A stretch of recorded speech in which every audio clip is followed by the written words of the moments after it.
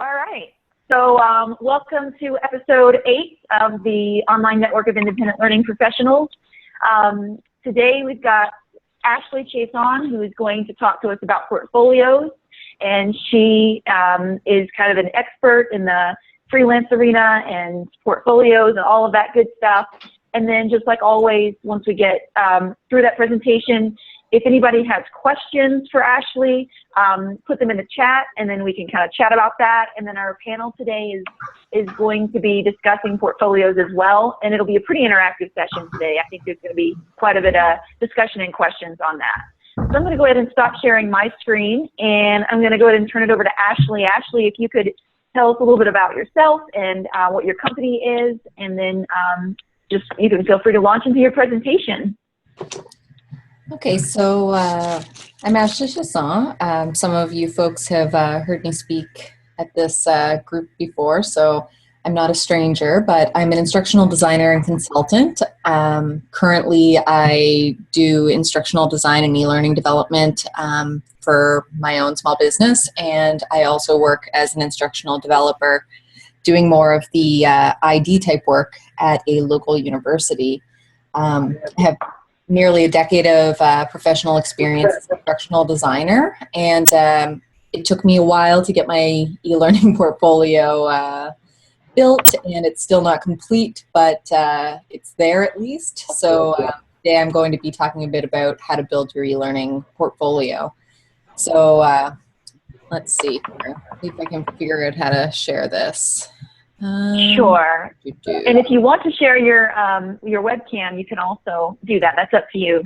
People are just asking if they're going to see your face. Maybe not today. I'm not feeling the best either.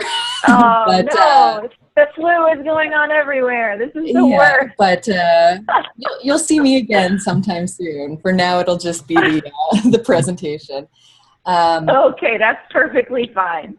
Yeah, so my hope is really that by the end of this presentation, you'll kind of have some ideas and be inspired and motivated to work on your own e-learning portfolio. So first off, I just kind of wanted to provide some context. There are a lot of people who are interested in eventually changing jobs, roles, or moving into a freelance or contracting role. And for some of you who are already doing that, and you likely have been asked or will be asked to share your work samples and or your portfolio. So this is really why I consider portfolios to be the cornerstone for every e-learning professional. Now, my reasons for why having a portfolio is important is, one, that it highlights your capabilities, specifically when it comes to visual technologies.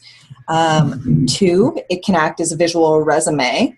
If any of you have ever worked with a subject matter expert, you've likely had the experience of them reviewing your Word storyboard and they just can't visualize it.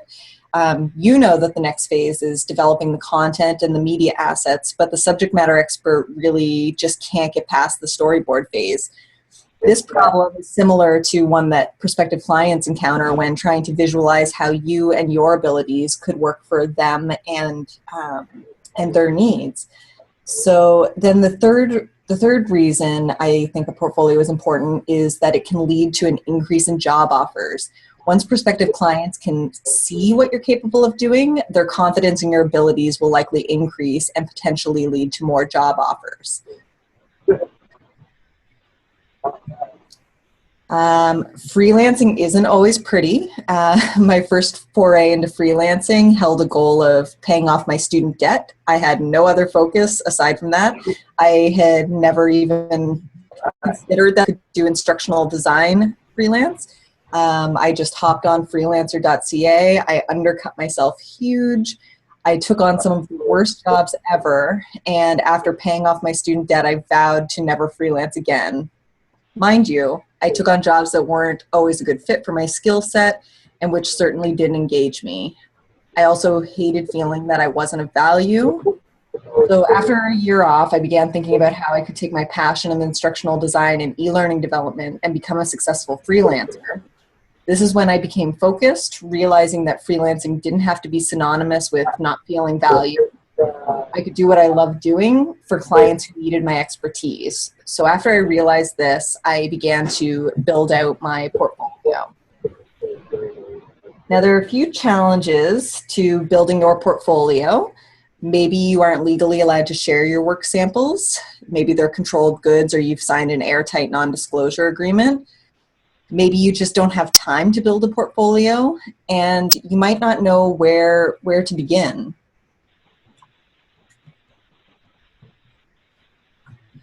So before taking the leap into full-time independent contractorship, I knew that I needed some sort of portfolio. I'd been freelancing part-time for several years. I was getting tired of the "can we see your portfolio" question. At the same time, I had a full-time job with clients predominantly in the defense sector, so all of my coolest work samples were classified as controlled goods, and I wasn't able to share any of my professional work. It was kind of defeating. I had worked for an organization for over 5 years, and I couldn't take away any of my best work to use in a portfolio. After wallowing for a bit, I finally eked out some downtime and got serious. I created my first 2 samples. They were both very simple. The first was a tabbed interaction with hotspot pop-ups designed to teach you how to bathe a cat. So I really, most of the challenge I had was coming up with ideas. So I'm a crazy cat lady, and WikiHow came to the rescue with some hilarious illustrations. And that simple tabbed interaction is still a hit with clients. Another thing to note is that elements from this tabbed interaction came from one of my defense contractor projects. So they had similar elements and a similar kind of look and feel, and so I just kind of recreated that in a different content arena. The second interaction was inspired by many of the small business books that I had read. I wanted to share brief reviews, so I created a hotspot-based interaction that linked to some brief book reviews contained within scrolling panels. Both of these samples were very basic in terms of technological prowess. They were both created in Articulate Storyline, and they were the launching pad for my motivation to build my portfolio. So I guess the moral of the story here is that when you're feeling defeated, challenge your creativity. Now, the last time that I discussed e-learning portfolios, and almost every time that I discussed them since then, I have a lot of participants ask about sharing work that isn't legally allowed to be shared. And what I recommend to individuals experiencing a similar problem is to sanitize your sample. So as you can see in the example provided, sanitizing a work sample really doesn't need to be a huge undertaking. In this case, I removed the logo and background, changed the color palette to this lovely shade over here. And because the content for this organization was readily available online, it wasn't considered controlled. So I was able to keep all of the existing textual content. For those of you who are restricted by branding and textual content, I would suggest remove all branding, replace the textual content with dummy text, like some lorem ipsum Latin text, and you'll have easily sanitized your work sample without having to kind of strip down the interactivity.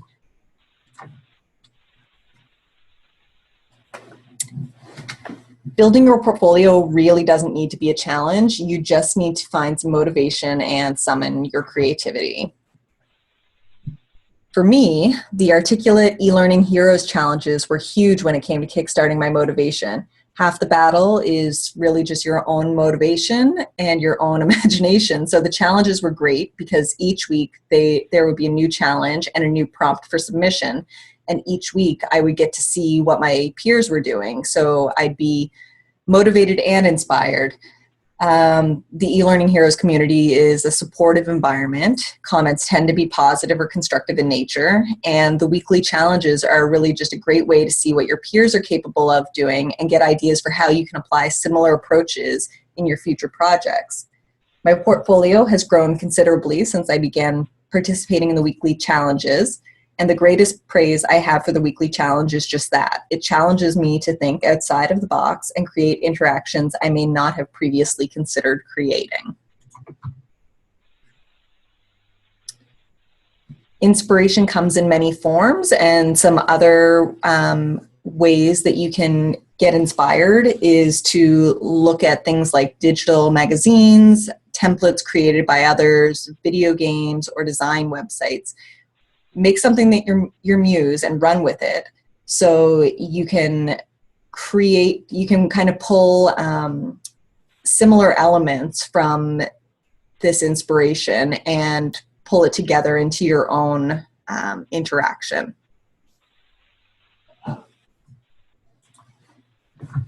Now, my last point, I think, is really a big one.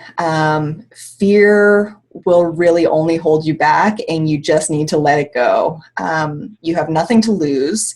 If you would have told me 3 years ago that I would be standing in front of rooms of people or speaking to groups like yourself, many individuals of whom I respect and idolize, I would have told you you were out of your damn mind. I was the kid in university who would take zeros when an oral presentation was required, but I am slowly conquering that fear. When I first started building my portfolio and participating in the e-learning heroes challenges, I was terrified to share my work. In an industry with so many talented people, what authority was I to subject folks to looking at my work? But once I began to let go of that fear, I was able to share my work, grow my portfolio, and grow as an e-learning professional. Without being able to let go of fear, I would never have previously considered sharing silly interactions and glimpses into my silly mind. Case in point, Artie and his story of single parenthood was conjured up in my mind, and I spent hours laboring meticulously over each kibble in his budget to build a gift-giving game for him. At times I felt like I was going crazy, but the finished product made people laugh, and it was well received. Your harshest critic will always be you, and we all just need to get over ourselves if we want to be successful industry professionals. And that's kind of the end of this presentation. I usually talk a little bit about modes for sharing your portfolio, but I saw that that was one of the discussion questions, so I figured I'd just take that out and let the panel discuss it. I'm hoping you have a little bit more clarity as to why an e-learning portfolio is so important and how you can easily create one. And just remember that your portfolio can provide you with the freedom to choose work that you're most passionate about. So make time and show yourself off. Awesome. Thanks so much, Ashley. That was that gets me all excited. Yeah, and I'm just going through the chat now here to see if there's any questions. So yes, definitely put in questions that you guys have, or even if you just want to talk out loud and ask a question, that's fine as well. We will have a panel discussion as well, but anything about what Ashley said so far. Perfect.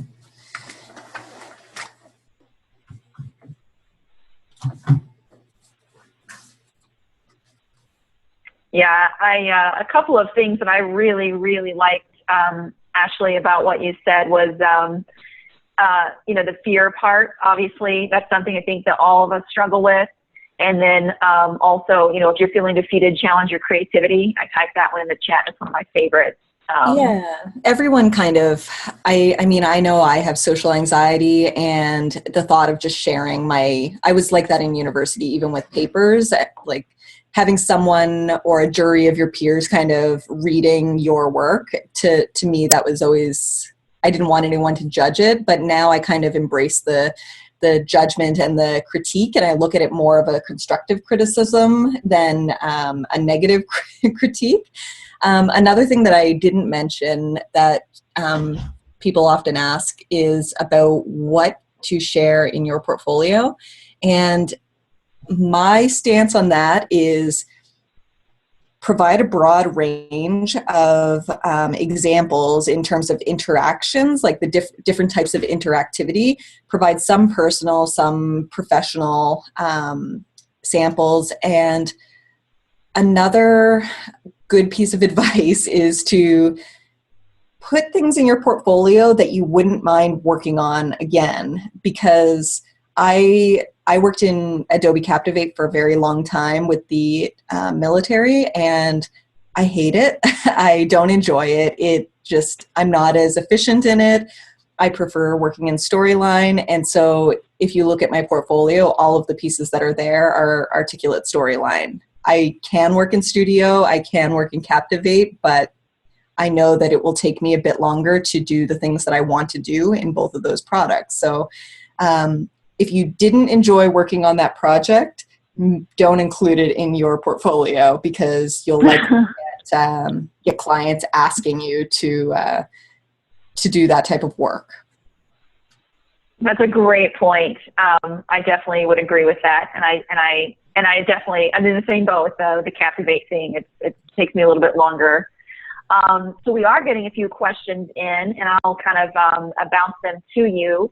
Ask how many samples do you normally have? Is there a certain amount of portfolio samples that you strive for? I don't think that there's really too many. I think it all comes down to how you share it, because oftentimes if a client's looking at your portfolio, they're kind of looking with a vision in mind.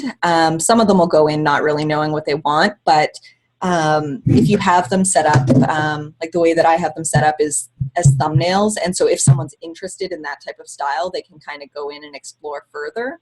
I don't make anyone sit through 50 slides of my work samples.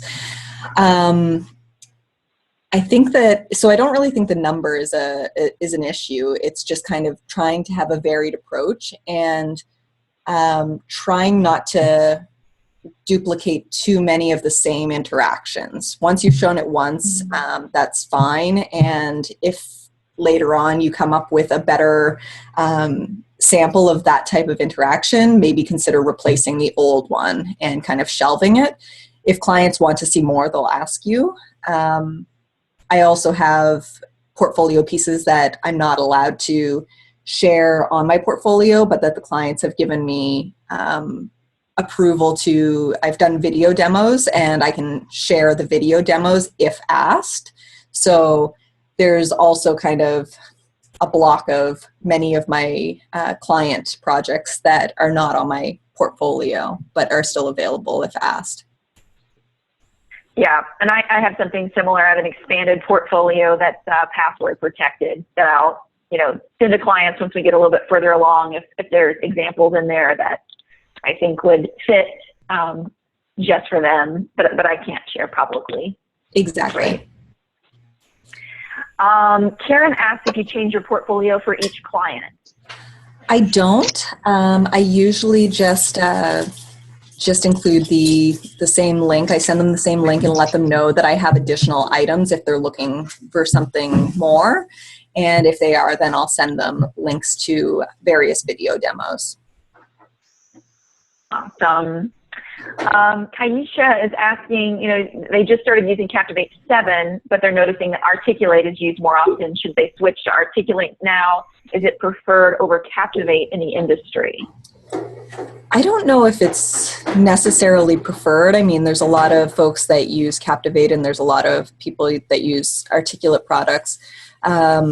I prefer working in Articulate, so that's just a personal preference. That doesn't mean that every e-learning organization has that preference. Some of them may prefer Captivate. So it's really just kind of what you're comfortable working in. If you have the option to switch between them, then you might want to try out both products and see which one you can work in more efficiently. But oftentimes in organizations, it's usually dictated. I know our clients would dictate whether they wanted it developed in Captivate or Storyline or Outstart or whatever LMS they were using. So if it's working for you, then I definitely check out both products just so you have the understanding and the knowledge, but work in whatever you're comfortable working in. Awesome. And then Lisa is asking, do you try to show examples in different styles like cartoon or formal or avatar? Have you found that clients want to see the specific style they're looking for, or just that you're, capable of producing e-learning in general? I think that most of the clients I've worked with have just wanted to know that I was capable. I don't think most of the clients haven't specifically said, oh, I want my interaction like this, or I'd like my design like that.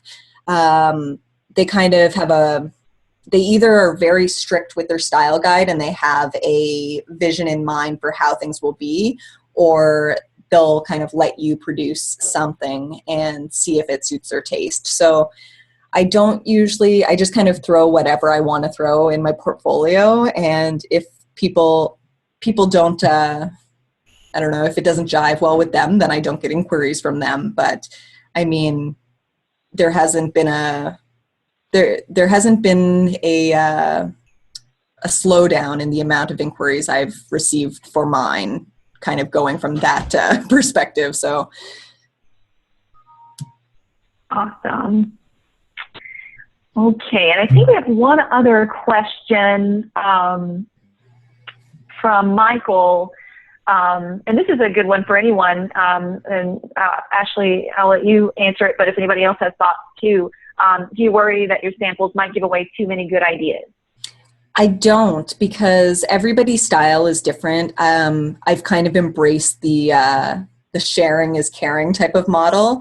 I like showing people what products can do and like neat things that other people are doing, that and how I've kind of applied those principles to my design.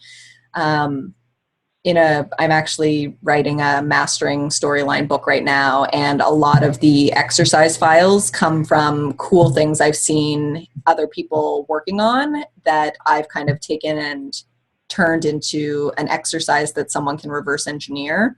So it's really, I think, just about kind of respecting your colleagues and sharing the cool things that they're doing, and they'll reciprocate for you. Yeah, and kind of to piggyback on that, something that Christy said once that I just love is it's all about what you give, you get back, and being like a good neighbor. That's one of my favorite things, and I find that the more ideas that I give, or the more samples that I put up, it is true that the more work that I get. If I kept everything under lock and key and didn't show a lot of my samples, or okay, if you're going to talk with me, then I'm going to give you this password protected thing that nobody else could ever see, I wouldn't get as much work. That's kind of how work flows to me. So. Yeah, and I think, when you first start out, it's kind of like you're grabbing all the projects that you can and trying to build up your reputation in the industry and like make as much money as you can, because maybe this is your only form of income. So it can feel kind of like it's a competition, and it's not. Like what Tammy is saying, there is enough work for all of us, and it really doesn't need to feel like a competition. I'm at a point now where most of my clients come from referrals. I'm not actively seeking clients right now. They just kind of come to me either through my website or through referrals. And another note about sharing is that if you keep all of your portfolio pieces under lock and key, and none of your colleagues can even see what you've been doing, then that kind of limits you in terms of potential clients when it comes to referrals, because your people aren't going to refer someone when they haven't seen what you can do. So I think that that's another important reason why we should be sharing.